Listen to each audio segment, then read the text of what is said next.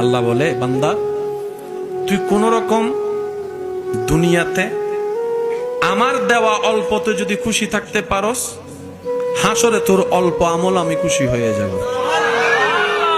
তুই দুনিয়াতে আমার উপর রাজি থেকে আয়, অভিযোগ করিস না, আফসোস করিস না। দুনিয়াবি কোনো ব্যাপারে আমার উপর নারাজ দেখায় মাথা ফাটাইস না। তুই আমি রবের সিদ্ধান্ত থেকে কোন রকম খুশি থেকে তুই কবরে ইমানটা নিয়ে আয়। তুই দুনিয়াতে আমার উপর খুশি থাকবি, আমি রব বিনা হিসাবে হাসরে তোর উপর খুশি হয়ে যাব। আর জান্নাত তার জন্যই যার উপর আমি রব খুশি হব। বলেন না সুবহানাল্লাহ।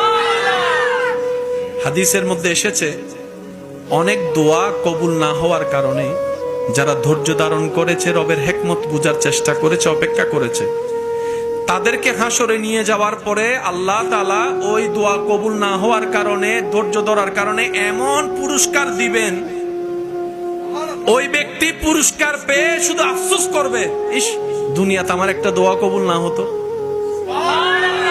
দুনিয়াতে যদি আমার একটা দোয়া কবুল না হতো, আজকে তো আমার নিয়ামত আরো বেশি হতো।